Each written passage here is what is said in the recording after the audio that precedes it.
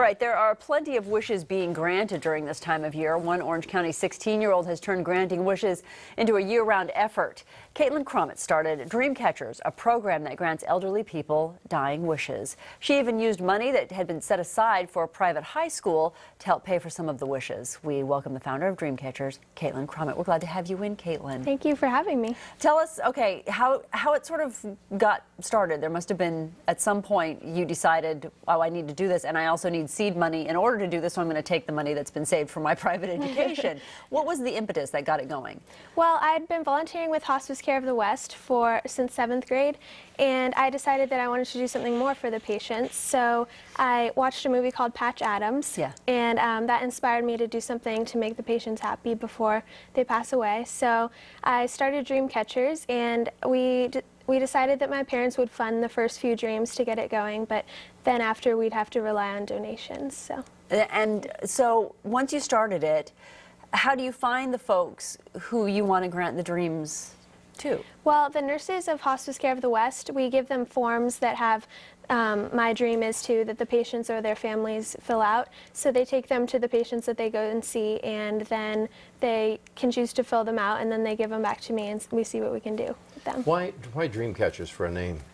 Well, my dad is part Native American, actually, so we've had a small collection of DreamCatchers in our home for a while. So once I thought of the idea, just DreamCatchers, I saw one, and I don't know, it just made me want to name it that. Yeah. So. And how do you use them in your grant wishes? Well, after we fulfill the dreams of the patients, we give them a DreamCatcher to remember the dream by. Give me an example of maybe some of your favorites, the dreams that you've granted.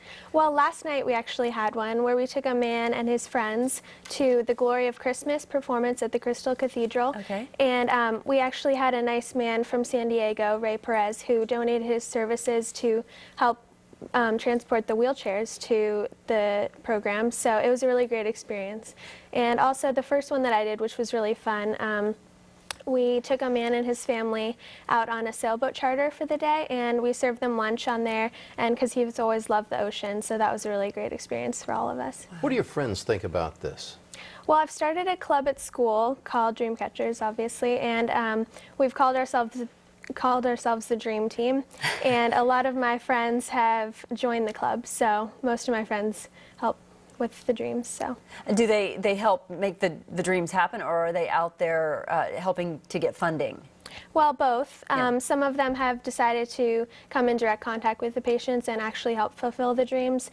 But some work in the background helping with the funds and organizing. How many dreams have you fulfilled? So far we've done 5 dreams. Awesome. And in reading some of the research that I was given, there have been a couple that the folks have actually died before you have had an opportunity to grant their dream.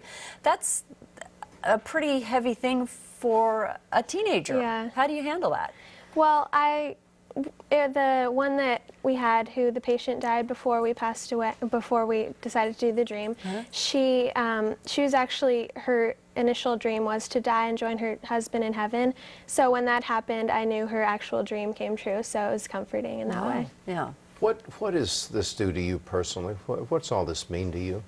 Well, it makes me really happy to see the patients, because not a lot of people spend time with the elderly patients. Yeah. So just walking in the room and seeing their faces light up, that just makes me so happy. It's awesome. You have an email address folks can contact you there, as well as a 949 number. Of course, you always need underwriting and help funding these things so that more folks can have their dreams come true. Thank you so much, Caitlin, for what you've done. Thank you. I appreciate it. Thanks for coming in. You're amazing. From